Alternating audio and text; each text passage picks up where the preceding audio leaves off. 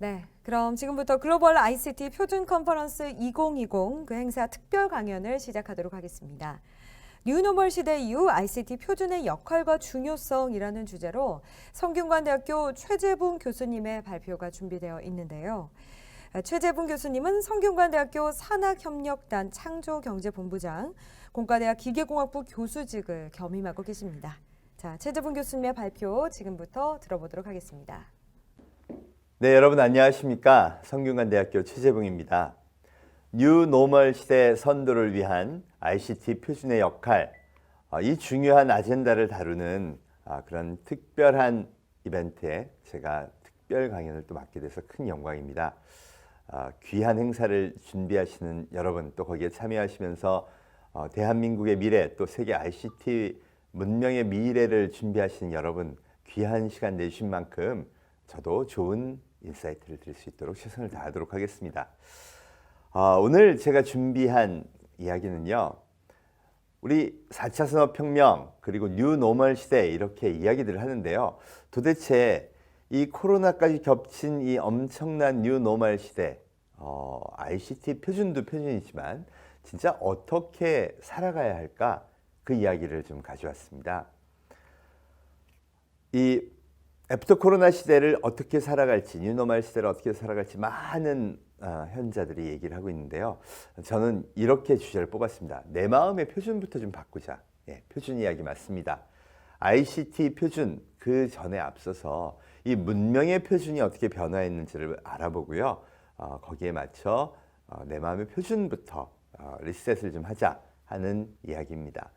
도대체 뭐가 그렇게 바뀌었고, 또 그래서 앞으로 우리는 마음의 표준, ICT 표준 어떻게 바꿔야 할지 이야기 속으로 들어가 보겠습니다. 저는 오늘 9가지 꼭지를 가져왔어요. 내 마음의 표준을 바꾸는 9가지 꼭지. 첫 장부터 한번 들어가 보시죠.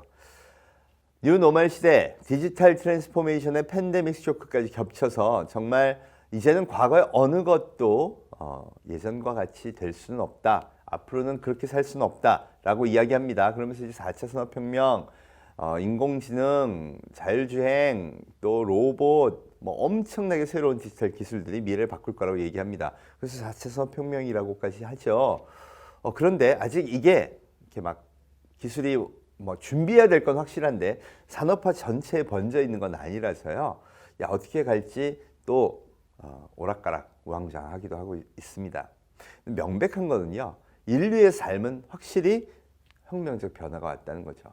말하자면 뉴노멀 시대의 핵심은 디지털 트랜스포메이션, 문명의 교체는 이미 시작되었다는 겁니다.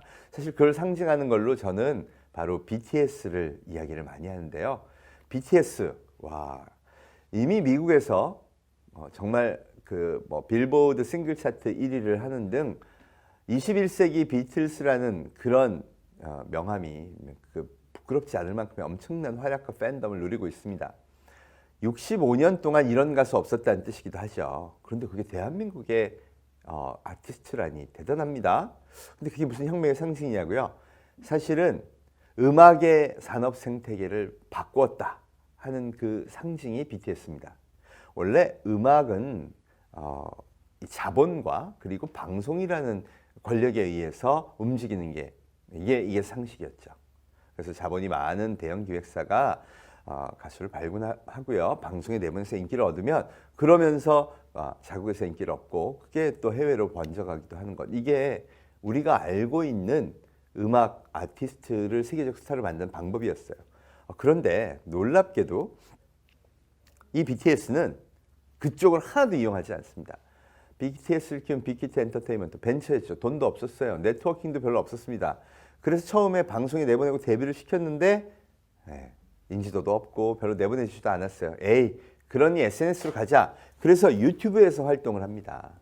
BTS는 2013년 데뷔 이후 유튜브로 자리를 옮겼고요. 거기서 팬들을 만들기 시작해요. 야, 그런데 불과 4년 만에 미국 3대 음악상이라는 아메리칸 뮤직 어워드 소셜 아티스트 부문 1위를 차지해요. 압도적인 소셜 네트워크에서의 인기로 말이죠.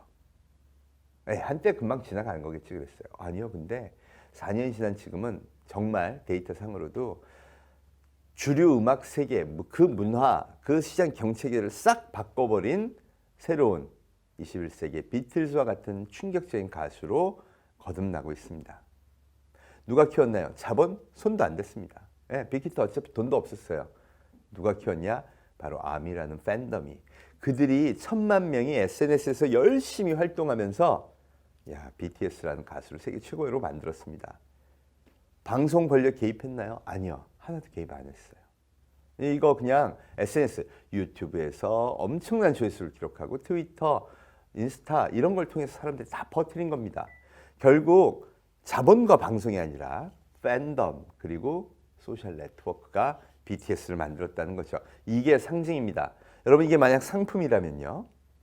아니 대기업이 엄청난 자본 투입해서 R&D해서 새로운 기술 만들고요. 그걸 TV 광고를 엄청 내보내서 팔아버리는 이런 시스템이 상식이었는데 그게 아니라 써본 사람이 이거 너무 좋아. 그리고 열렬히 광고를 하고요. 그게 SNS로 번지면서 TV 광고도 없이 엄청난 투자도 없이 정말 사람이 너무 좋아하는 걸 만들었더니 세계 최고의 상품이 되더라.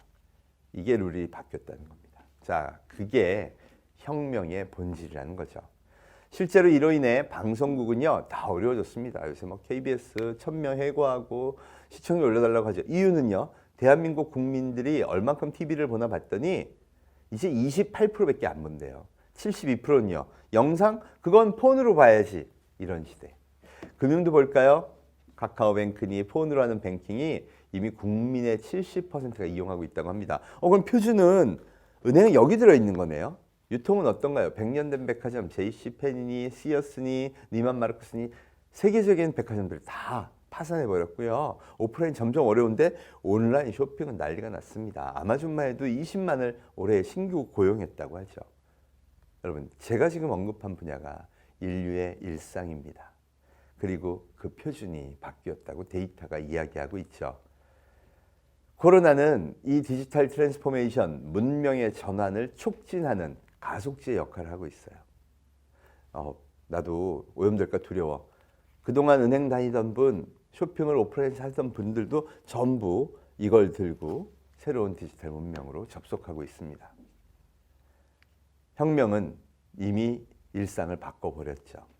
자, 여기가 출발이에요. 그럼 뭐부터 바꿔야 할까요? 우리가 ICT 표준 이전에 고민하기 시작해야 될 것. 그건 바로 내 마음의 표준을 바꾸는 겁니다. 세상을 바라보는 지혜, 세상에 대한 생각 이런 것부터 바꿔야 한다는 거죠. 자, 오늘 그걸 위해서 9가지 꼭지를 한번 챙겨볼 건데요. 이야기 속으로 들어가 보겠습니다. 먼저 도대체 이 혁명 어떻게 시작됐을까? 너무 명백합니다. 바로 스마트폰의 탄생이죠. 스티브 잡스가 아이폰을 만든 게 2007년 그리고 2009년 대한민국에 옵니다.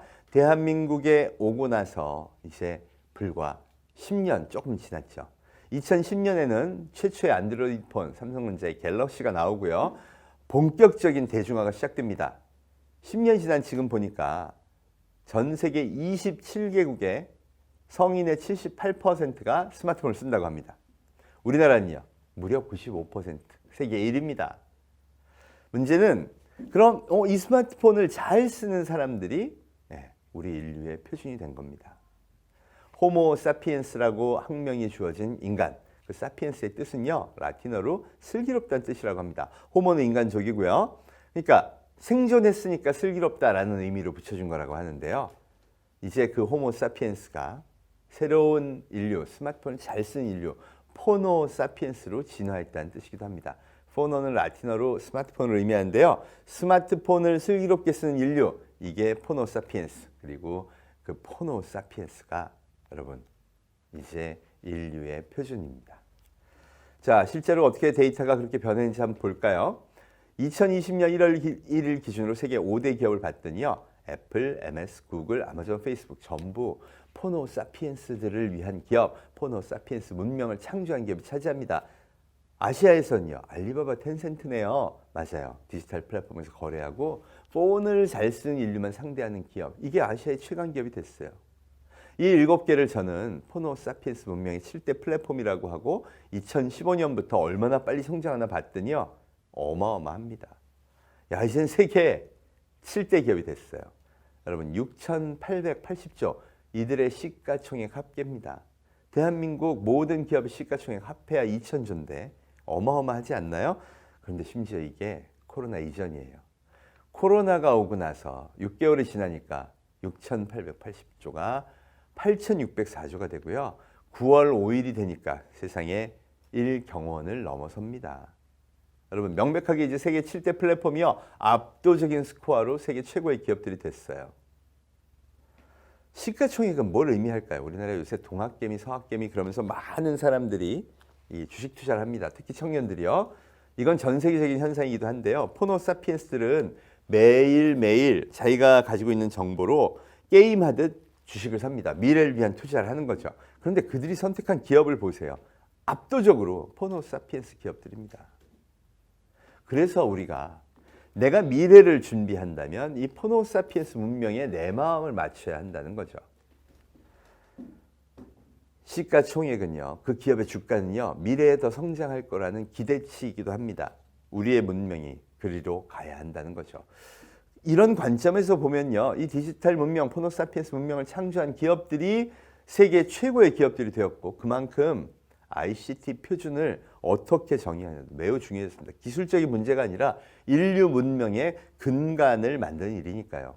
실제 이미 엄청난 변화가 이 산업 생태계에 일어났죠. 여러분 택시, 호텔, 금융방송, 유통 안 바뀐 게 뭐가 있나요?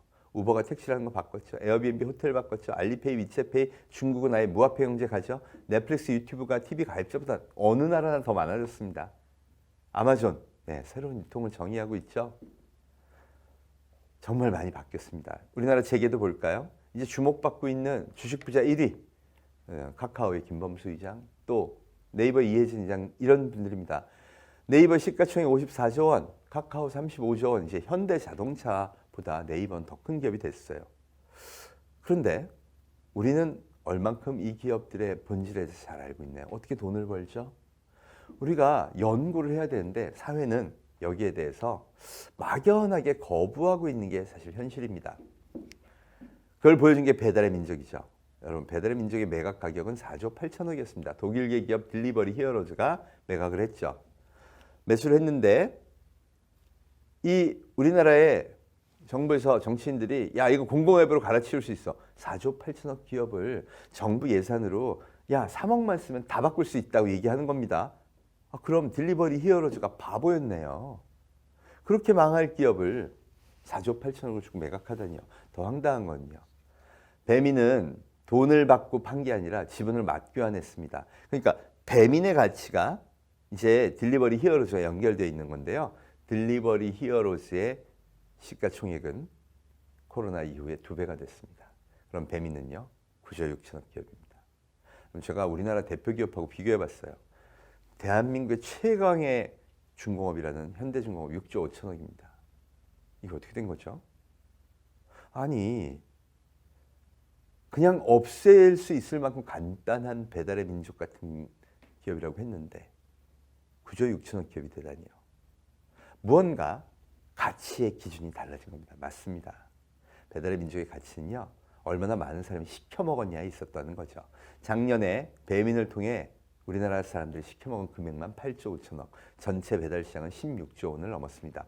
음식의 표준, 소비 방식이 바뀐 것이죠. 카카오 똑같이 만드는데 한 50억이면 될 겁니다. 50억을 들여서 35조 기업을 만드는데 그걸 왜 안 하죠? 네이버는요. 마찬가지죠. 유튜브도 심지어는 100억이면 만들 수 있어요. 야, 1000조 기업을 100억만 투자하면 이 생각의 기준을 볼까요? 똑같은 제품, 똑같은 스펙이면 다 똑같은 거야. 이게 제조업의 상식입니다. 여러분 아무리 똑같이 배달의 민족을 만들어도요. 그 많은 사람, 한 달에 3천만 건, 4천만 건의 배달이 찾아오지 않죠. 마찬가지입니다. 유튜브를 대한민국에서 아무리 똑같이 100억을 들여서 만들어도요. 한 달에 20억의 사람을 끌어들일 수는 없는 것이죠. 이제 기업의 가치는 얼마나 많은 사람이 스스로 찾아오게 하느냐에 딸려 있다는 겁니다. 이유도 명백합니다. 인류가 스스로 삶의 공간을 디지털 플랫폼으로 이동했기 때문이죠. 자크 아탈리라는 프랑스의 미래학자가 음악 소비 변화를 보면 미래를 알 수 있다고 했는데요. 요즘 음악 어떻게 들으시나요? 음악이 듣고 싶어라는 게 뇌에서 발생하면요. 바로 디지털 플랫폼에 접속합니다. 그리고 음악을 골라요. 그럼 1, 2초 만에 뇌에서 음악 듣고 싶어하는 욕망이 발생한 지 1, 2초 만에 바로 바로 그 음악을 듣는 만족감이 생기는 거죠. 그럼 만족감이 생기면 뇌에는 도파민이 분비되고요. 뇌는 희열을 느낍니다. 자, 그럼 이런 경험, 인류의 생물학적 경험이에요. 욕망이 발생했는데 1, 2초 만에 만족했어요. 이 압도적인 경험은요. 그 이후 모든 걸 바꿔버립니다. 아탈리에 따르면 인간이 음악 소비 방식이 익숙해지면 다른 소비도 그렇게 하고 싶다고 뇌에 명령한다고 해요. 나 떡볶이가 먹고 싶어. 폰이 열리고 접속하고 눌러서 배달시켜 먹는다는 거죠. 나 옷을 사야 돼? 뭘 해야 돼? 야, 이게 되네. 나 은행에서 친구한테 돈을 보내야 돼? 과거에는 은행에 가야 했다면, 아니면 ATM기를 찾아야 했다면, 아니면 보다 복잡한 인터넷 뱅킹에 폰뱅킹을 해야 했다면, 그게 아니라 폰으로 순식간에 몇 번 만에 할 수 있다면요. 그 압도적인 경험이 바꾸는 거죠. 왜 대한민국 국민 70%가 모바일 뱅킹을 할까요? 인류 뇌가 시키는 겁니다. 이런 생물학적 작용을 진화라고 하죠. 역사의 진화에 역변은 없습니다. 그래서 인류의 삶의 공간 디지털 플랫폼으로 이동했고 절대 되돌아가지 않는다고 얘기하는 것이죠. 인류가 디지털 플랫폼으로 이동해서 소위 말하는 플랫폼 경제가 형성이 됐고요. 그리고 그게 형성이 되고 나면 당연히 그 다음은 인류의 욕망을 그 흔적을 읽어서 비즈니스를 하는 그런 프로세스가 진행되겠죠. 그게 빅데이터 분석입니다.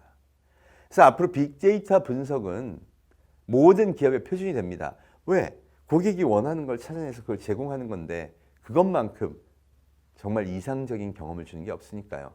더군다나 AI라는 프로그램이 등장했습니다. 학습을 시켰더니 이 고객은 뭘 좋아하네, 저 고객은 뭘 좋아하네, 이걸 찾아내기 시작했고요. 그걸 맞춤형으로 제공하기 시작합니다. 이미 아마존, 유튜브, 넷플릭스 같은 데가 이런 것들을 적용했더니 고객이 너무나 좋아하고 많이 모이더라 찾아낸 거죠.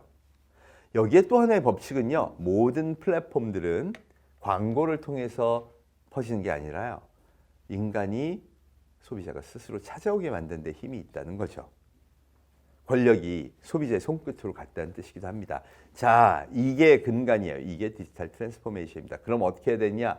내 마음의 표준부터 디지털 트랜스포메이션을 시작해야 됩니다. 모든 부는 디지털 플랫폼으로 이동했기 때문이죠.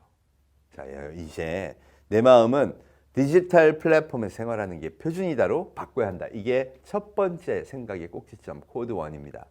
자, 그럼 그렇게 변한 인류는 지금 어떻게 생활하고 있을까요?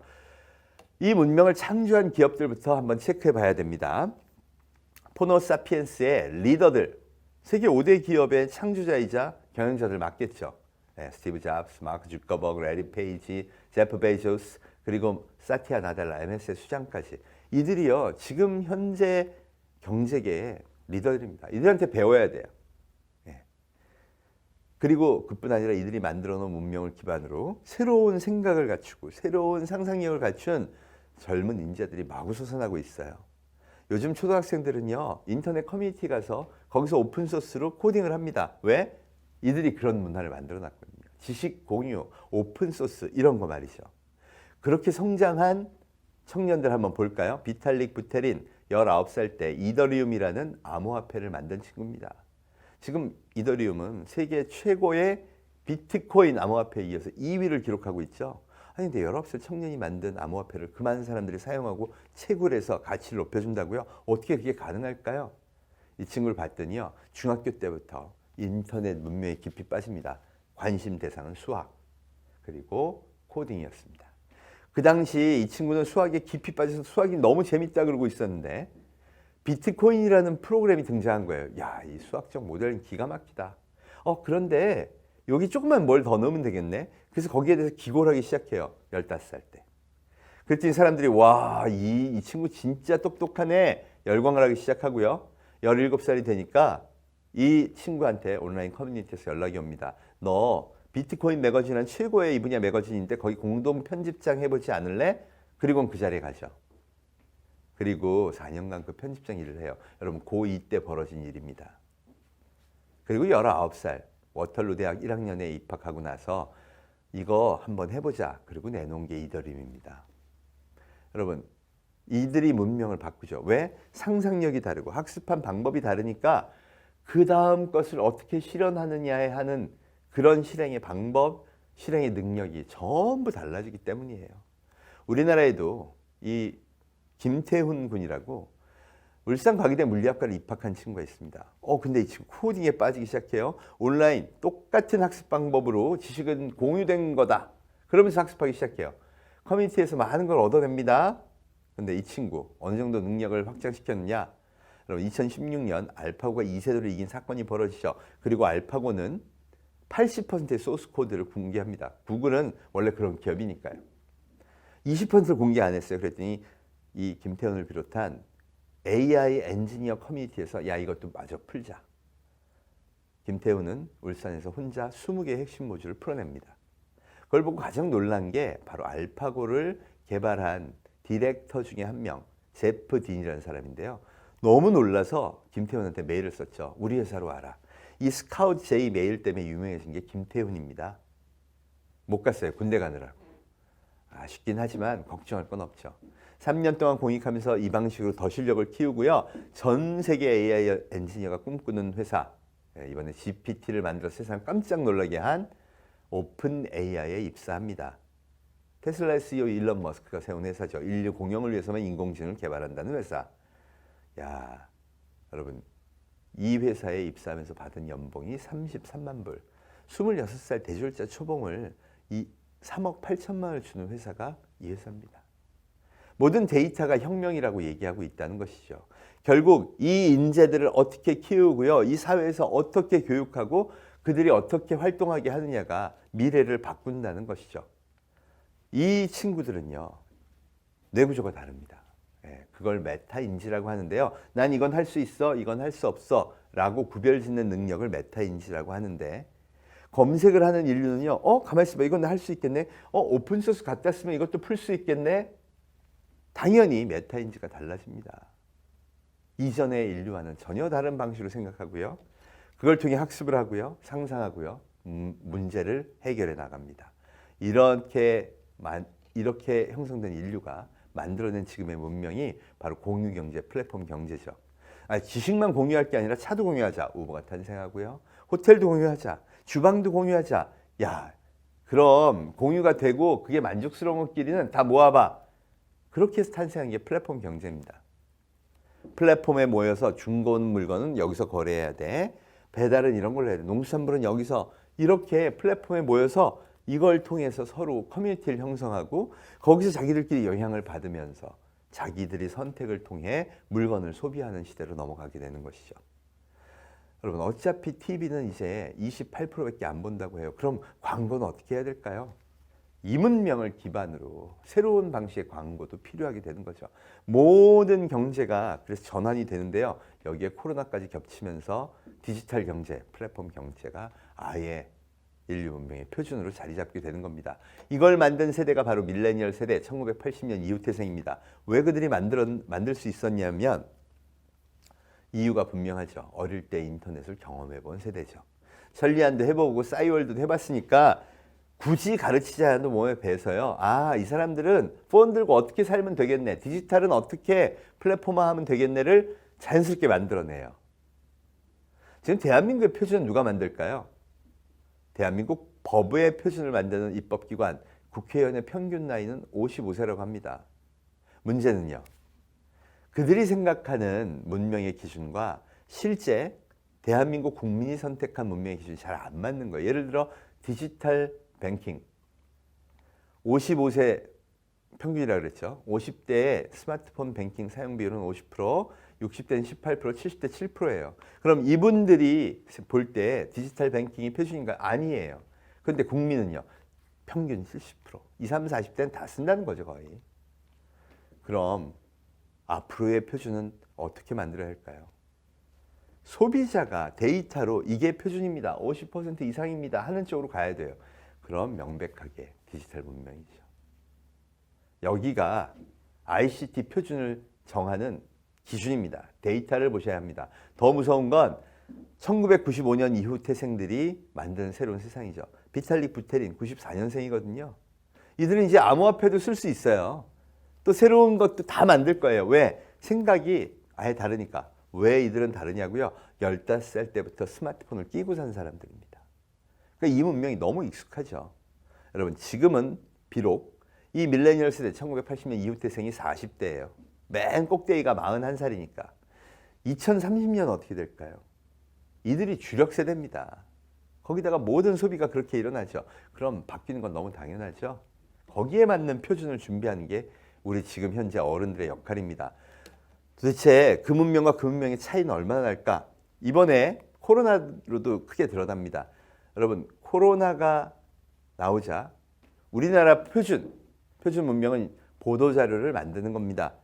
그래서 아침 10시가 되면 질병관리본부에서 보도자료 해서 텍스트로 어디서 확진자가 얼마큼 나왔습니다. 그들 주소는 어디고요 하고 쫙 보여줘요. 이거면 다 된 거예요. 디지털 트랜스포메이션 했나요? 했지요. 왜? 저게 정부 사이트에, 웹사이트에 파일 형태로 들어있으니까요. 알맹이는 안 바꾸고요. 형식은 그대로 하고요. 껍데기만 파일로 만들었으니까 DT가 끝났다고 얘기하는 거예요. 저게 아무도 안 불편해요. 네. 이 사회는 안 불편해요. 불편한 건 누구냐? 26살 이동훈이라는 대학생이 불편해했습니다. 아니, 나 오늘 강남역에 갈 건데 확진자가 어디 있는지 적어갖고 어떻게 아냐고. 내가 폰으로 열고 들어가서 강남역 치면 그 근처에 확진자가 지금 그림에서 보는 것처럼 쪽쪽쪽쪽 나와 있고 그들이 어디 왔다 갔는지 며칠 됐는지 단박에 그래픽하게 보여줄 수 있는데 왜 안 할까? 그래서 자기가 만듭니다. 이틀 걸렸대요. 코딩하는데. 아니, 어떻게 그렇게 빨리? 이유는 그렇게 배웠으니까.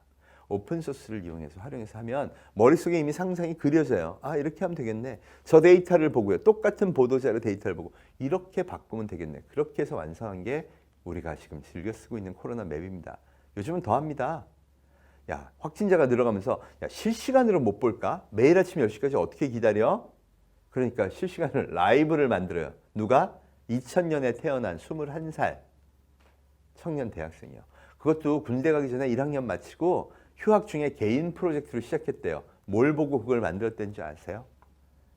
재난문자. 우리 5,500만 국민이 매일같이 봤던 그 재난문자에서 이 친구는 아이디를 번뜩하더니 실시간으로 오는 재난문자를 전환하면 실시간 라이브 사이트를 만들 수 있겠다. 여러분, 어느 표준이 앞으로의 생존에 유리할까요? 내 마음의 표준이 바뀌고 학습의 방법이 바뀌고요. 생각의 기준이 바뀌어야 그래야 이런 미래를 만들어 나갈 수 있습니다. 너무나 심한 격차잖아요. 학습의 방식이 달라지면 상상력도 달라지고 실행 능력도 달라집니다. 이틀 만에 만들 수 있는 힘도요. 그 이전에 만들어놨던 지식 공유의 세계를 확실하게 인지하고 있기 때문에 가능했다는 거죠. 그래서 교육도 바뀌어야 합니다.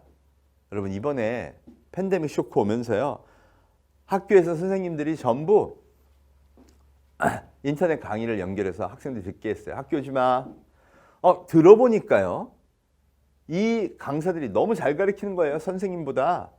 야, 가만히 있어봐. 내가 수능 점수 잘 받으려면 학교에서 수업 들을 게 아니라 이 강의를 들어야겠네. 이렇게 느끼게 된 겁니다. 그럼 학교가 오로지 수능 점수, 성적 매기는 거에 경쟁의 장소라면 학교 필요할까요? 필요 없습니다. 이걸 경험하고 있어요. 그런데 한 번 더 깊이 생각해 볼까요? 정말 수능은 스마트폰으로 검색하면 적어도 50%는 풀 수 있는 그 문제는 앞으로 인류의 능력의 결정적인 기준이 될 수 있을까요?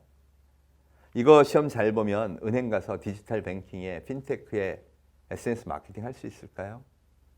안 될 것 같습니다. 바꿔야 합니다. 이미 바꾸고 있어요.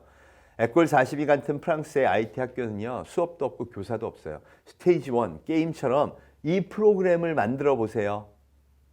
그럼 검색해서 팀워크 해가지고 열심히 그 문제를 풀어냅니다. 어려울 때만 가서 교사한테 물어봐요. 그만큼 스스로 학습하는 환경이 형성되어 있다는 거죠. 여기서 하는 교육은요. 교육이 아니라 학습입니다. 여러분, 교육과 학습의 차이를 아시나요? 교육은 억지로라도 시키는 거예요. 이 정도는 알아야 되니까. 학습은요. 자기가 너무 재밌어 신나서 하는 겁니다. 이 능력을 통해서 문제 해결 능력을 키우는 게 앞으로의 인재한테 절대적으로 필요하다고 얘기할 수 있다는 거죠. 미네르바 스쿨 캠퍼스도 없는 이 학교도요 온라인으로 수업합니다. 지식을 전달하는 거에 있어서는 온라인이요 이미 검증이 돼 있어요. 이게 훨씬 나아. 반면 이들이 지금 하고 있는 이 교과목의 50%는요 문제 해결입니다. 카카오에 찾아가서 네이버에 찾아가서 도대체 어떤 새로운 서비스가 필요할까 그거를 창의적으로 아이디어로 만들어내는 거예요. 남의 지식을 공유하면서 검색하면서 새로운 길을 찾는 거죠. 왜? 그게 진정으로 필요로 하는 인재들의 역량이니까요. 생각해 보십시오. 지금 기존에 코로나로 어려움을 겪고 있는 오프라인 가게 상점들 이거 전부 다 코로나 올 때마다 문 닫고 손가락만 빨고 기다리고 있으면 될까요? 해결 안 됩니다. 최근에 조사한 바에 따르면요. 배달로 전환하고 식당도 그런 품목 강화하고 고객한테 마케팅하고 그런 기업, 그런 상점들만 그나마 상당히 극복해내고 있어요. 전 세계 공통입니다. 그럼 배워야죠. 새로운 디지털 문명을 내가 접목해서 진정한 트랜스포메이션을 해야 한다는 겁니다. 반찬 가게 하나를 창업하더라도 온라인 쇼핑몰 그리고 배달 이게 표준이 될 수 있게 오프라인 하지 말라고요? 아니요. 이거 잘 되면 그 다음 단계에 도전하게. 표준의 변화라는 건 이런 겁니다. 네 번째 코드는요. 실패를 한번 생각해 봤습니다. 여러분 회복 탄력성이라고 들어보셨나요? 어떤 사람들은 유난히 실패했을 때도 그걸 잘 딛고 일어나 성공적인 도전을 완수한다고 합니다. 이런 분들이 어떤 특징을 가졌는지 그걸 이 심리학자들이 조사를 했는데요. 세 가지 특징이 있답니다. 하나는 자기 감정의 조절 능력. 이거 되게 중요하겠죠. 두 번째는 늘 하는 긍정적인 생각. 어렵지만 이겨낼 수 있어. 이런 거고요. 세 번째는요. 바로 대인관계라고 합니다. 훌륭한 대인관계가 있던 분들이 많은 사람들이 너는 잘할 수 있어. 도와주고 격려해서 성공할 수 있었다고 해요. 문제는요.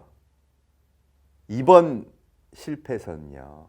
이 세 가지를 디지털 문명의 기반을 두고 역량을 키워야 한다는 겁니다. 혁명시대 어쩌면 실패는 정해진 수순입니다. 문제는요. 인간은 늘 실패하거든요. 여기서 딛고 일어날 힘도 디지털 문명에서 찾자. 이게 제가 드리고 싶은 메시지입니다. 문명의 표준을 바꿔야 생존할 수 있다. 실제로 너무 많이 이미 바뀌었습니다. 제가 이제 이 BTS가 보여준 변화가 제조업까지 어떻게 퍼져 있는지를 한번 보여드리도록 하죠. BTS가 보여준 거의 룰의 상징은요. 자본과 방송 같은 절대 권력이 갖고 있던 힘이 소비자 손끝으로 갔다. 즉 소비자의 손끝에서 권력이 나온다 하는 새로운 시대, 소비자 권력 시대를 상징하는 겁니다. 그럼 이 관점에서 어떻게 무엇이 변했는지 보겠습니다. 우선 방송이 변했죠. 늘 틀어져 있는 TV, 내가 선택권이 없는 TV는 외면하고 유튜브, 넷플릭스처럼 내가 원하는 걸 보여주는 쪽으로 옮겨갔어요. 그럼 권력이 유튜브로, 넷플릭스로 간 겁니다. 그런데 특히 유튜브 같은 경우는요. 방송을 따로 하는 게 아니라 원하는 사람들이 구독과 좋아요로 그 강력한 유튜버들을 키운 겁니다. 그래서 유튜버들은요. 1000만, 2000만, 3000만을 갖고 있는 구독자를 갖고 있는 유튜버도 항상 이렇게 꼭 구독과 좋아요를 눌러주세요 이렇게 얘기를 합니다. 구걸을 하는 거죠. KBS 뉴스 앵커가 구독과 좋아요를 눌러주세요 이러지도 않고요. 내일 꼭 또 봐주세요 이러지도 않습니다. 이 차이가 뭘까요? 방송국은요. 자기가 절대 권력인 걸 이미 알고 있죠. 30년간 늘 그랬으니까요. 반면 유튜버는요. 손끝이 떠나면 난 아무것도 아닌 걸 아는 겁니다. 그래서 끊임없이 눌러달라고 합니다. 즉 유튜브라는 플랫폼은요. 소비자의 권력이 소비자 손끝에 있다는 걸 너무나 명확히 알고 있어요. 요즘 방송국도 팽수라든가 싹쓸이라든가 SNS에서 팬덤을 크리에이트 할 수 있는 쪽으로 계속 넘어갑니다. 왜? 안 그럼 미래가 없다는 게 너무 명확해졌으니까요. 문제는요. 넘어가려면 배워야 하는데 배우기보다 비판하는 힘이 너무 강하다는 거예요. 사실 당연한 일이기도 합니다. 여러분 내가 30년 이렇게 살았는데 너 틀렸어 하는 거 누가 쉽게 받아들일까요? 내 마음이요. 무의식적으로 작동하면서 방어막을 치는 겁니다. 대표적으로 보여준 게 보람이 사태죠. 보람이라는 6살 꼬마 유튜버가 한 달에 30억씩 돈을 벌어서요. 와, 청담동에 100억짜리 빌딩을 샀다. 그 기사가 나니까 대한민국 어른들이 다 허탈해고 난리가 났습니다.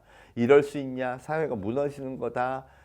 유튜브 방송 금지해라. 세금 때려라. 키즈 애들 이용해서 돈 버는 거 못하게 해라. 맞습니다, 여러분. 좀 잘못된 것들은 고쳐가야죠. 그런데 어느 매체도요. 우리는 보람이한테서 무엇을 배워야 하나. 이거 특집으로 다루질 않더라고요. 이유는요. 나는 안 될 것 같으니까. 근데 신기합니다. 보람이는요. 자본도 없었고요. 권력을 이용하지도 않았고요. 방송의 힘을 쓰지도 않았어요. 근데 어떻게 된 거죠? 나하고 똑같은데? 그럼 나도 분명히 무언가 배울 게 있지 않을까요? 실제로 보람이 그 데이터를 보면 놀랍습니다. 이제 2,600만 구독자를 넘었어요. 세계 1위의 키스 유튜버, 작년에 303억을 받은 미국의 8살 꼬마 라이언인데요. 이 라이언이요. 구독자 수가 보람이보다 딱 10만이 많아요. 야, 그러면 얘도 그렇게 돈 벌어도 되는 거네요. 근데 숫자가 희한합니다. 여러분, 대한민국 그렇게 얘기가 많지 않잖아요. 4, 5, 6, 7세 합해도 통계청에 따르면 138만이에요. 그럼 나머지는 2,500만 구독자가 어디서 나온 거예요? 전 세계 애기들이요. 열광을 하면서 보람을 보고 있었던 거예요. 평균 조회수 2,900만 회. 와우. 왜? 무엇 때문에? 제일 높은 건 5억 5천만 회짜리가 있습니다. 제가 그래서 여긴 틀림없이 자극적이고 문제가 되는 영상인가 보다 봤더니요. 여러분, 뽀로로 짜파게티 먹고 끝나요. 아무리 봐도 그거 외에 아무것도 없습니다. 대한민국의 평범한 그냥 중산층 20평대 아파트에서 보람이가 아빠랑 삼촌이랑 재밌게 노는 게 다예요. 그런데 5억 5천만 회가 봐요. 근데 왜 배우려고 하지 않을까요? 배우기는커녕요. 방송국이니 뭐니 전부 다 두드려 패서요. 지금은 조회수 10만입니다. 왜? 자주 안 올려요. 겁나죠. 하도 욕을 해야 되니까. 여러분, 보람이가 한 일을 볼까요? 전부 조회한 게 외국이니까 95%는 외국이니까 외화벌이 한 거예요. 300억을 매년 수익을 내는 외화벌이를 하는, 그럼 옛날 같으면요. 적어도 철탑 산업훈장은 줘야 되는 겁니다. 그뿐인가요? 문화적인 역할 볼까요? 전 세계 3천만의 애기들이요. 또래 애기들이 와, 대한민국에서 짜파게티 나도 먹고 싶어. 부럽다. 문화적 역할도 한번 생각해 보십시오. 그거 유일하게 라이언이라는 미국 꼬마가 하고 있었는데, 미국 문화를 그렇게 퍼뜨리고 있었는데, 우리 문화를 그렇게 사랑하는 아이들을 짓밟은 겁니다. 뭐가? 대한민국 어른의 잘못된 편견이. 진정한 어른이라면 이래야 되지 않을까요? 야, 우리가 보람을 배우자. 우리나라 지상파의 TV 유치원이라고 있습니다. 제가 가서 그 방송 시청률 봤더니 0.4%. 여러분, 138만 애기도 안 봐요. 애국가 시청률이 2%랍니다. 그럼 우리가 반성해야 될 건, 야, 이건 우리 아닌가 보다. 보람이와 라이언이라는 꼬마를 벤치마킹해서 이제 대한민국 우리도 세계 5천만 애기가 열광할 수 있는 콘텐츠로 한번 도전해보자. 이렇게 가야 하는 거 아닌가요? 보람이가 했는데 그거 욕만 하고 있을 때인가요? 마음의 표준을 바꿔야 하는 이유가 바로 이겁니다. 보람이는 보람이에 그치는 게 아니죠. 여러분, 제가 왕구 산업을 한다고 생각해 보세요. 애기들이 좋아하는 왕구를 만들었어요. 지금 과거처럼 코트라 등록해가지고 전시회 나가고 전시회 열리지도 않는데 거기 가서 바이어 만나요. 계약해요. 팔릴지 안 팔릴지는 모르지만 막 하니까 그 광고가 필요하대. 광고비, 마케팅비 보내요. TV 광고비 20개국에서 내는 거 한번 생각해 보십시오. 얼마나 많은 자본이 들까요? 그 자본이 없으면 성공도 못한다는 이유가 바로 거기였어요. 그런데 만약에 보람이한테 한번 갖고 놀게 하면요. 이미 라이언이라는 꼬마는 그렇게 하고 있어요. 보람이가 잘 갖고 놀면요. 전 세계 3천만 애기들이 보고 엄마한테 사달라고 조르기 시작하겠죠. 여러분, 고객이 선택하면 승리한다면서요. 실제로 이래서 광고 산업도 다 바뀌고 있습니다. 개념 자체가 바뀌죠. 이미 광고 TV 시장은 15%, 작년에 또 줄었어요. 모바일은 17% 늘었어요. 이미 3조 대 1조, 3배 차이가 나는데 이렇게 되면요. 앞으로 일자리 다 바뀌어요. TV, 방송, 라디오, 뭐 잡지 전부 다 광고 줄고요. 이쪽 모바일만 계속 늡니다. 어떤 인재가 필요할까? 어떤 기준이 필요할까요? 또 앞으로 어떻게 변할지를 보여준다는 중국. 중국은요. 아예 개인이 방송을 해요. 예를 들어 보람이 같은 애가 자, 재미있는 왕구가 왔어요. 파는 거예요. 물론 어른들이 합니다. 왕홍. 이걸 왕홍이라고 부르죠. 개인이 홈쇼핑 센터를 열어가지고 물건을 파는데 그 규모가 168조 원. 소셜 커머스 전체로는 512조 원에 이른다고 합니다. 어마어마한 규모의 신시장이 열린 거예요. 아니 도대체 미디어 커머스는 왜 이렇게 클까 봤더니 이유도 명백해요. 왜? 그들은 커뮤니티에서 자기들끼리 원하는 사람을 선택해서 그들이 소개하는 상품을 이미 사고 있더라는 겁니다. 대표적인 사람이 중국의 최고 왕홍이 바로 웨이야입니다. 웨이야. 여러분 웨이야는요. 중국 최고의 왕홍이에요. 작년에 한국에 와가지고 자기 위력을 한번 보여줬죠. 85만 개의 한국 화장품을 사가지고 컨테이너 박스에 넣어놓고 생방송으로 물건을 팔았어요. 그거 완판하는데 걸린 시간 43초. 초당 2만 개. 485만 명이 들어와서 열광적으로 버튼을 누르면서 구매를 했습니다. 야, 너의 그 성공의 비결이 뭐냐 물었더니요. 와, 이해가 확 가더라고요. 저는요, 물건 하나를 고를 때 제 인생을 겁니다. 여러분, TV 쇼호스트 아무도 그거 안 걸어요. 다 알아요. 그리고 소비자도. 아, 저거 팔라고 진짜 되게 애쓰는구나. 아니요. 이 친구는요, 내가 한번 써보고 정말 좋고 괜찮고 확신이 되고 성분도 그렇고 회사도 믿을만한 거 다 검증이 되지 않으면 안 해요. 그게 인생을 거는 거죠. 그리고 사장님을 찾아간대요. 사장님 10억어치 사고 반품 안 할 테니까 싸게 주세요. 어느 사장님이 안 주겠습니까? 그래서 진짜 적은 마진 먹고요. 싸게 10년을 한결같이 좋은 상품을 싸게 공급해 온 겁니다. 그랬더니 뭐가 생기냐? 팬덤이 생겨. 웨이야는 믿을만하다. 올해는요. 동펑자동차 1700대 스페셜 에디션을 놓고요. 판매를 시작했답니다. 7분 만에 매진. 완전히 바뀌고 있습니다. 이제 웨이야는 팬덤이 생겼어요. BTS의 아미처럼. 이래서 팬덤을 만드는 게 기업의 가치가 됐다고 얘기합니다. 그걸 만들어 성공한 기업 볼까요? 스타일란다. 대한민국 소셜 커머스의 원조라고 불리죠. 김소희 대표입니다. 동대문에 22살에 옷가게를 차리고요. 그걸 오로지 소셜 커머스로 이렇게 나의 스타일을 창조해서 인스타에 보여주고 이러면서 판매하겠다. 딱 13년 만에 6천억 기업을 만들었어요. 로레알한테 6천억에 매각했습니다. 팔 때도요. 이제 나의 역량이 경영을 감당 못하겠어요. 그래서요. 여러분 6천억 기업 쉽지 않습니다.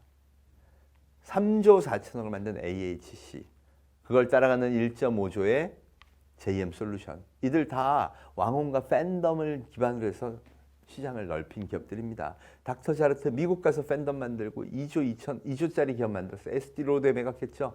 진짜 팬덤으로 크는 기업 무신사 36살 조만호 대표는요. 이 통영고등학교 3학년 시절에 프리첼에 사이트를 만들었어요. 동호회 사이트. 그게 이름이 무신사입니다. 무지하게 신발 사진이 많은 곳. 여러분 이거에서 거래를 해보자. 포노사피엔스는 이런 걸 좋아해. 그래서 MZ세대를 겨냥해서 그런 사이트를 만들었더니 창업한 지 13년 만에 2조 2천억 기업이 됐습니다. 작년 거래 금액이 9천억이었대요. 올해는 어떨까요? 상반기 6개월이 지나고 패션 기업 다 어려졌습니다. 대기업들 막 오프라인 전부 폐쇄하고 난리예요. 그런데 무신사는 매출 200% 증가, 거래 금액 60%가 늘었다고 합니다. 이유는요. 나를 만족시켜주니까. 포노 사피엔스 시장에 집착해서 이걸 키워줬으니까. 여러분 이 기업들이 전부 팬덤을 통해 조단위 기업이 된 기업들입니다. 그리고 그걸 이어받는 새로운 중소규모 기업까지 등장합니다. 잭스믹스, 안데르 같은 요가복, 소녀나라, 66걸즈 같은 소녀들을 위한 새로운 패션 리더 기업들 전부 어마어마한 속도로 생태계를 만들고 있고요. 심지어 제조기업인 코스맥스, 콜마까지 이제 야, 우리 이런 사람들을 위해서 새로운 비즈니스 유닛을 만들자. 부서를 만들었어요. 김소희 대표 같은 사람 하나 더 있으면 우리 매출 2천억 또 늘어. 가자. 이 룰을 D2C라고 합니다. 다이렉트 투 커스터머. 생각해보면요. 포노사피엔스는 유통의 단계가 거기서 빠지는 마진이 적으면 좋은 상품을 싸게 살 수 있겠네. 이거 스마트하게 다 알고 있어요. 그러니 그걸 스스로 찾는 겁니다. 그 방식을 구현해내는 사람한테 기회를 주자는 거죠. 제조까지 다 바뀐 겁니다. BTS와 아미의 그 관계, 새로운 이 성공의 방정식이요. 저는 그냥 나비 바람인 줄 알았어요. 근데 그게 아니고요. 그게 태풍이 돼서 방송도 광고도 유통도 심지어 제조까지 전부 싹쓸이하고 있는 중입니다. 여러분 이제 미래가 어떻게 될지 데이터가 이야기하고 있습니다. 다섯 번째 코드는 그래서 팬덤이에요. 권력은 소비자의 손끝에서 나옵니다. 이것만이 호모사피엔스 시대의 절대 법칙입니다. 이제 미래를 준비하려면 팬덤을 만들어야 한다. 최근에는 다양한 분야에서 팬덤이 나옵니다. 막걸리, 지평생 막걸리, 여기도 팬덤을 만들었죠. 당근마켓 만들었죠. 블리블리 인블리도 만들었어요. 그런데 팬덤이 얼마나 중요하냐? 이분 정말 잘 나가다가 곰팡이 호박즙 사건으로 고객을 한번 배신합니다. 그랬더니 박살이 나죠. 팬덤이 얼마나 중요한지를 보여주는 거예요. 팬덤이 없을 것 같다라는 시장도요, 폭발적으로 팬덤을 만들면 성공하는 케이스가 나왔습니다. 그게 트로트죠. 룰을 뭘 바꿨는지 보세요. 네. 원래 오래된 룰은요, 이 트로트 분야의 최고 가수와 방송국 국장님이 몇 명 가수 뽑아가지고 그래가지고 성공시키는 거야? 아니요. 고객이 뽑게 했어요. 임영웅도 뽑게 하고요. 새로운 가수들은 너희들이 뽑아 그랬더니 열광이 이어지면서 엄청난 폭풍을 만들어냅니다. 여러분, 이 인류는요, 팬덤을 더욱 좋아합니다. 특징이 뭐냐? 모든 것이 그래서 새로운 시장입니다. 내가 이 분야는 아닐 거야. 농산물은 아니겠지. 뭐는 아니겠지. 야, 이건 다 옛날 방식이 될 거야. 아닙니다. 모든 것이 새로운 시장이고요. 모든 것이 미래 가능성입니다. 왜? 인간은 기본적으로 다양하기 때문입니다. 여섯 번째 코드는 다양성이에요. 아날로그 좋아하는 사람이 있고요. 트로트 좋아하는 사람이 있고요. BTS 좋아하는 사람 다 있어요. 다만 그들이 모여서 열광할 수 있게 만들어낼 수 있느냐. 여기에 키워드가 있다는 것이죠. 그 폭발이 이루어지면요. 어마어마한 가능성이 숨어 있습니다. 이 잠재력이 터진 거 한번 볼까요? 스마트 스터디라는 조그만한 우리나라 벤처에서요. 베이비 샤크라는 동영상을 만들었습니다. 그랬더니요. 세상에 지금 67억 뷰입니다. 세계 2위. 2,500개의 상품과 로열티 계약을 맺었고요. 이제는 미키마우스보다 미국에서 더 유명한 게 베이비 샤크라고 해요. 이거 어떻게 가능하죠? 67억 뷰는 마케팅으로 만들어내는 게 아닙니다. 내가 해봤더니 너무 좋아. 그래서 너희도 봐야 돼. 너희도 들어야 돼. 그걸 만들어낸 거예요. 그 힘이 어디일까요? 사람의 마음을 훔치는 힘이 대한민국 콘텐츠에 있었는데 스마트 스터디가 뭐라 그러는지 아세요? 우리는 오로지 고객의 데이터에 집중해서만 만들었다. 왜 고객 중심 경영이 필요한지를 그들이 보여줍니다. 네이버 웹툰도 어마어마합니다.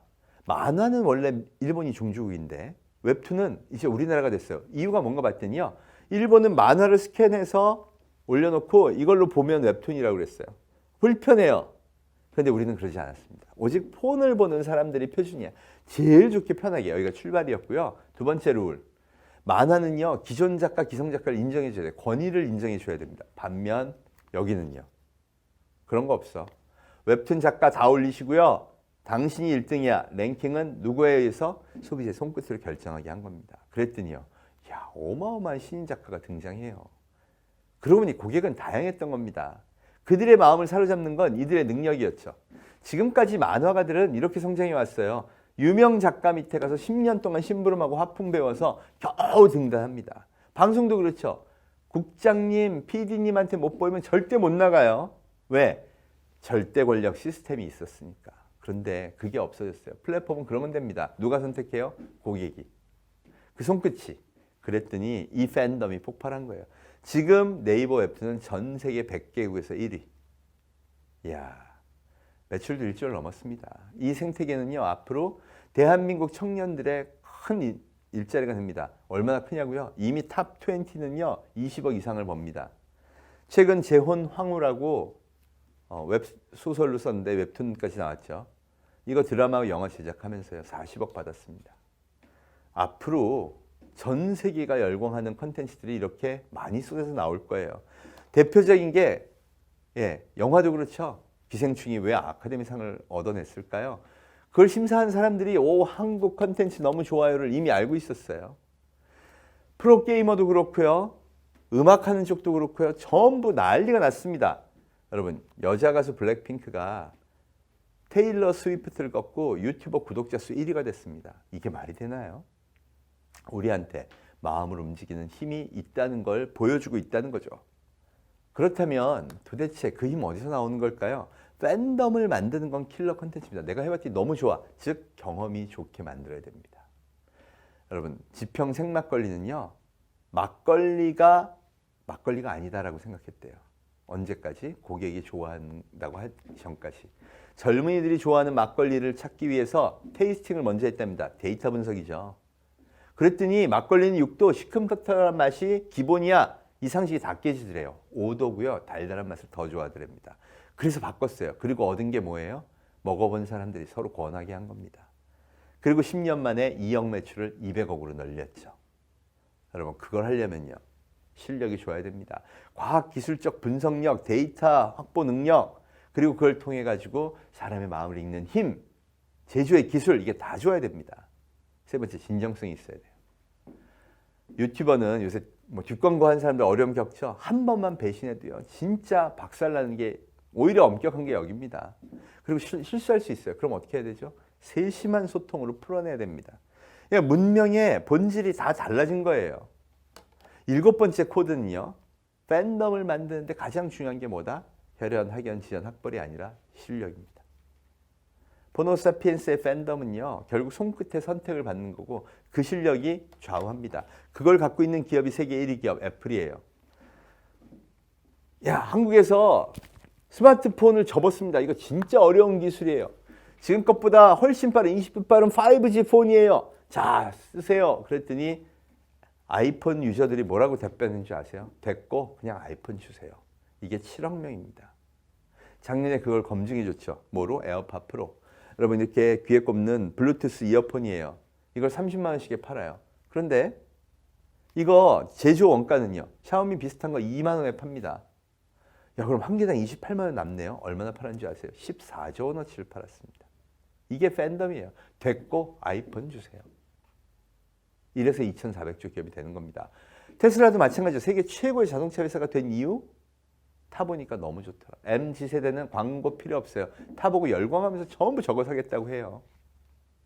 이러니까 그 열광이 매출로 나오니까 이제 세계 최고의 자동차 회사는 너희다 이렇게 얘기하는 겁니다. 팬덤을 만들어야 됩니다. 그러고 보니까요.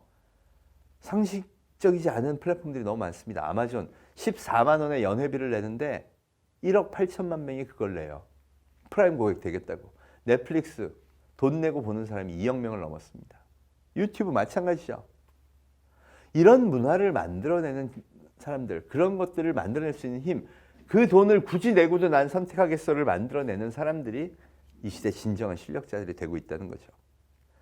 자, 그럼 어떤 것이 우리에게 필요할까요? 저는 답이 사람에 있다고 봅니다. 사람의 마음을 움직여야 그들의 이 팬덤을 만들 수 있으니까요. 저는 IoT 기술, 웨어러블 디바이스 사업 추진 단장 이런 것들을 하면서 기업이나 정부의 미래 전략에 대해서 굉장히 많은 일들을 또 해왔습니다. 결론이 뭔지 아세요? 어떠한 기술도 사람이 느껴보고 야 이건 정말 써봐라고 추천할 만큼 엄청난 감동이 오지 않는 한 성공할 수 있는 신기술은 없다는 겁니다. 그걸 만들어야죠. 이혜령 선생님은 그래서 물질 자본 시대가 끝나고 공감 자본 시대가 왔다고까지 이야기하십니다. 그러고 한마디 더 하셨어요. 그 시대가 왔다면 대한민국이 기회가 온 거다. 왜? 인간의 심리가 어떤지 그거에 대해서 관심이 가장 많고 배려도 잘하고 감동도 시키고 반대로 되게 아프게도 할 줄 아는 나라가 우리나라라는 겁니다. 역사에 그게 배어 있대요. 실제로 언어학자들이 얘기합니다. 인간의 감정 상태에서 가장 많은 이 단어를 갖고 있는 게 우리나라라고요. 네, 그게 컨텐츠를 만드는 힘입니다. 지금 대한민국 컨텐츠가 정말 엄청나게 폭발하고 있어요. 넷플릭스의 사장님이 와, 나 킹덤과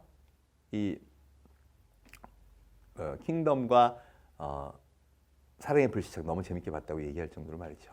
이번 코로나로 전부 집콕하면서 아시아에서 넷플릭스가 어느 게 1등을 하나 봤더니 사랑의 불시착, 사이코지만 괜찮아. 이게 1, 2등을 합니다. 일본도 심지어는 마찬가지로. 아니 일본도 있고 중국도 있는데 왜 우리나라 걸까요? 우리가 그 표현력이 뛰어나다는 거죠. 이걸 우리가 이제 심어야 합니다. 그럼 그거의 핵심이 뭘까? 알고 봤더니 휴머니티더라고요. 사람에 대한 배려와 존중, 그 마음을 읽는 것, 이거 모두 다 휴머니티가 근간이 돼야 됩니다. 그럼 앞으로 기업을 하거나 뭘 하거나 ICT 표준 코드를 만들더라도요, 인간이 가장 수만 년 동안 오랫동안 보편적으로 느껴왔던 가장 중요한 가치, 휴머니티가 깔려야 된다. 왜? 그래야 대다수의 고객이 손끝으로 선택하는데 그걸 받을 수 있다는 겁니다. 사람에 대한 배려가, 휴머니티가 밑바닥에 깔리고 거기서부터 팬덤을 얻어야 되죠. 그럼 그 가치는 얼마나 될까요? 삼성전자 세계 최고의 기술을 가진 기업입니다. IT 분야에서 뭐 독보적이죠. 폰도 있고 메모리도 있고 어마어마합니다. 그런데 기업 가치, 영업이익도 되게 좋아요. 그런데 기업 가치는 372조, 이제 한 400조 됩니다. 반면 애플은 2,400조예요. 뭐의 차이? 팬덤이 있고 없고. 왜 팬덤이 없나 들여다봤습니다. 대한민국은요, 그동안 세계 최고의 제조 기술을 통해서 세계 최고의 상품을 만든다. 그렇게 해서 일본을 꺾는다. 했어요. 근데 문제는 그래서 기술이 너무 중요하다고 생각하는 겁니다. 기술 잘 만드는 사람은요, 1등 하는 사람이죠. 그래서 학교도요, 무조건 1등해. 애들을 밟고서라도 올라가서 1등해. 그런 사람만이 잘 되는 거야. 이게 우리의 생각에 꽉 박혀 있어요. 그런데 세상은 어떻게 됐냐? 팬덤. 내 마음을 좀 해줘. 내가 써보니까 너무 좋게 느끼게 해줘. 이게 우리가 아직 인력이 없어요. 그런 표준을, 그런 ICT의 미래를 만들어야 할 시기가 왔다는 걸 의미합니다. 희망적이에요. 왜? 아직은 안 해봤으니까. 그게 모두 다 뭐예요? 잠재력입니다. 그런데 컨텐츠 파워를 보니까 잘 클 수 있을 것 같은 거예요. MZ세대를 사로잡는 팬덤. 이거 컨텐츠가 있는데 제품이 못할까? 당연히 할 수 있습니다. 하기 시작하면 말이죠. 9번째 코드는요, 그 마음을 오랫동안 진정성 있게 가져가야 한다는 겁니다. 기업을 했으면 진짜 먹거리는 먹거리대로, 제품은 제품대로, 오직 고객이 원하는 대로, 고객이 위한 대로, 이 진정성에 내 인생을 걸어야 합니다. 이게 오랫동안 될수록 팬덤은 더 강력해지고 그게 미래를 열어주는 열쇠가 된다는 거죠. 대한민국 미래 30년 앞으로 잘 될 수 있을까요? 너무 잘 될 거라고 저는 생각합니다. 왜? 우선 이 어려움을 극복하려면 추진력이 있어야 되는데요. 지나온 50년을 한번 볼까요? 1966년 대한민국 1인당 국민소득 110불이었다고 해요. 아프리카 우간다하고 똑같았다고 합니다. 와우. 그런데 불과 50년 만에 제조 5대 강국, ICT 최강국 중에 하나가 되어버렸어요.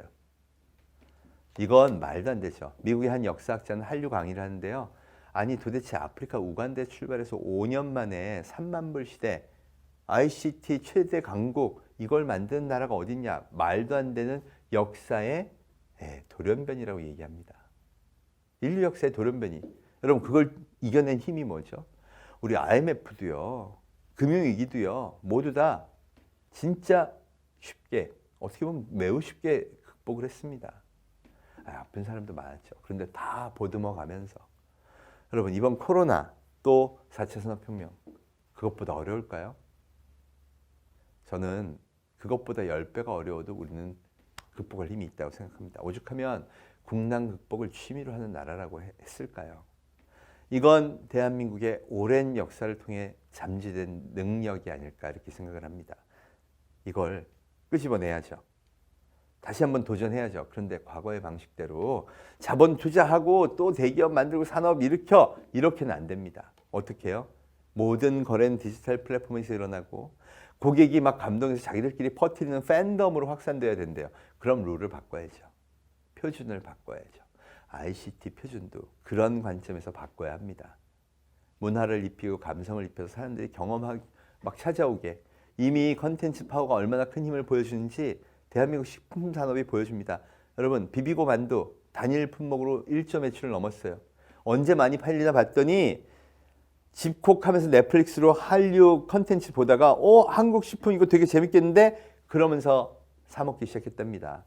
여러분 CJ는 그 준비를 잘했어요. 원래 중국 시장에서 만두는 덤플링이라는 이름으로 형성이 됐죠. 북미에서 그래서 시장 점유율 1위는 덤플링이라는 중국 회사였어요. 그래서 CJ 처음에 갈 때는 덤플링이라는 이름을 출시했는데요. 여러분 아예 작년부터 만두 MANDU로 팔기 시작합니다. 왜? 한류를 믿고. 그랬더니 대박이 나기 시작해요. 지금 시장 점유율 1위는 만두입니다. 하나라의 컨텐츠 파워가 커지면요, 모든 브랜드의 국격이 올라가요. 이 컨텐츠에서 한국 사람들이 라면을 계속 먹으니까 라면 매출도 전체적으로 올해 37%가 늘었다고 합니다. 이게 희망이죠. 화장품 산업에 이어서 이제 식품 산업까지 문화와 관련된 것들이 성장하면요, 그 다음에는 폰도 차도 그 문명을 받은 게 상승하기 시작합니다. 여러분, 포노 사피엔스들은요, 자기들이 결정해요. 그들의 열광을 끌어낼 힘을 여기 담으면 됩니다. 대한민국 제조 엄청 중요해요. 우리가 코로나를 극복하는 데도 제조 기술이 큰 역할을 했죠. 이거 제대로 살려야 됩니다. 서비스도 금융도 뭐 다 중요하죠. 컨텐츠 당연히 중요합니다. 근데 이들이 잘 융합해서 우리가 갖고 있는 엄청난 기술력에다가 지금 형성되고 있는 이 팬덤을 잘 실어만 낸다면 정말 멋진 미래, 대한민국이 전 세계가 사랑하는 멋진 국가, 또 행복한 나라가 되지 않을까 싶습니다. 여러분, ICT 표준은 그런 의미를 갖고 있어요. 사회, 문화, 인류의 표준을 바꾸는 의미 깊이 생각하시고 많이 고민하셔서 정말 멋진 표준 만들어 주시면 하고요. 그걸 힘으로 대한민국의 미래도 또 앞으로 멋진 호모사피엔스 시대의 미래도 이끌어 주시길 부탁드리고 응원하겠습니다. 여러분 대단히 감사합니다. 네, 자, 이상으로 뉴노멀 시대 이후 ICT 표준과 역할의 중요성이라는 주제로 진행된 특별 강연 마무리하도록 하겠습니다. 네, 잠시 후에 2시 30분부터는 트랙이 구분되어지는데요. 여러분들이 사전 등록을 신청하실 때 입장하셨던 홈페이지를 통해서 더욱 원활한 트랙 이동이 가능합니다. 또한 검색창에 글로벌 ICT 표준 컨퍼런스를 검색하신 후에 이동하시면 홈페이지에 대한 자세한 안내사항이 나와 있습니다. 여러분 참고해 주시기 바랍니다. 홈페이지를 통해 여러 강연자분께 질문사항이나 이 설문조사를 응해 주시면 행사가 모두 끝난 후에 추첨을 통해서 기념품을 드리도록 하겠습니다. 여러분의 많은 관심과 참여를 부탁드리겠습니다. 자, 그럼 잠시 후 2시 30분부터 오후 트랙을 시작하도록 하겠습니다. 잠시 후에 뵙겠습니다.